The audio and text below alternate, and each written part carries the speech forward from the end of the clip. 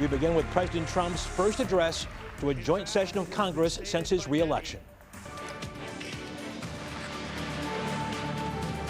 6 weeks ago, I stood beneath the dome of this Capitol and proclaimed the dawn of the golden age of America.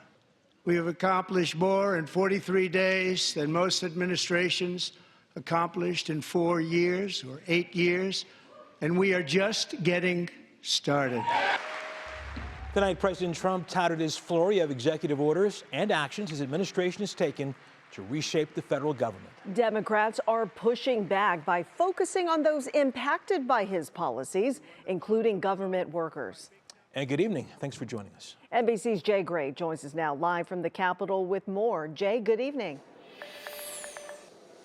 Good evening, Lena. Russ, look, it was a wide-ranging speech that often included pointed swipes at his predecessor, Joe Biden, and the Democratic Party, while celebrating what President Trump described as, and I'm quoting here, the American dream surging bigger and better than ever, thanks, he says, to his initiatives, his actions during his first 43 days in office, and he's promising more changes on the way.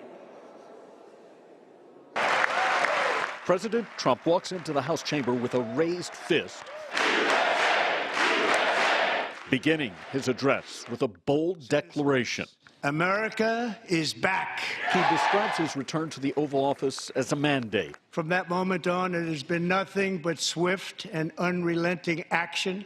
That met with loud protests from Democrats. Members are directed to uphold and maintain decorum in the House and to cease any further disruptions. Texas Representative Al Green refusing to sit down and ultimately led out of the Capitol, the start of a contentious 2+ hours. Democratic lawmakers holding signs wearing pink jackets in yellow and blue in support of Ukraine, many sitting with recently fired federal employees as the president celebrates his initiative to slash the cost, size, and scope of the federal government, recognizing billionaire Elon Musk for his role in the widespread cuts that cost many their jobs. And I have created the brand new Department of Government Efficiency, DOGE, which is headed by Elon Musk, who is in the gallery tonight. He defends 25% tariffs taking effect today on imports from Canada and Mexico and doubling the 10% tariff on goods from China, despite significant drops in the markets over the last 2 days amid concerns of a trade war and continuing inflation and price hikes. Tariffs are about making America rich again and making America great again, and it's happening, and it will happen rather quickly. There'll be a little disturbance. And he's asking for additional funding from Congress for border security and deportations, promising the lightning pace of change that's marked his return to the White House will continue. Yeah, and tonight the White House saying that the president will not travel the country promoting the agenda he talked about during the address, like many presidents do following the speech, and like he did during his first term. Instead, advisors believe he'll be more effective pushing for change from the Oval Office. Okay, Jay Gray, live on Capitol Hill. Thank you. New tariffs on imports from Canada, Mexico, and China are now in full effect. Imports from China and Mexico are imports from Canada and Mexico are now being taxed at 25%, with Canadian energy products getting tariffed at 10%. Meanwhile, a 10% tariff on Chinese imports that President Trump imposed a month ago doubled to 20% today. The impact on prices is already being felt around the country as experts warn these tariffs could lead to higher costs for everyday items, while some argue they will benefit the economy down the road. So my biggest concern immediately is the impact that Ohioans will see in the grocery store, at the gas pump, on their utility bills.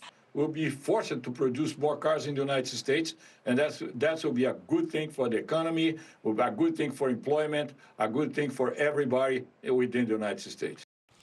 China, Mexico, and Canada are already promising to tariff U.S. goods in retaliation.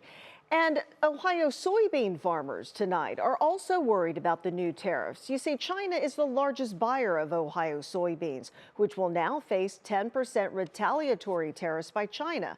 The Ohio Soybean Association says farmers are already struggling with high costs. Executive Director Kirk Merritt fears a repeat of 2018 when similar tariffs hurt Ohio exports. We certainly do expect soybean prices to decline and our export volumes to decrease, hoping that most farmers would be in a position where they don't have a lot yet to buy. If they do, then certainly the cost will be higher than it was. Ohio soybean exports generate $5 to $6 billion annually. More than half of the exports go to China.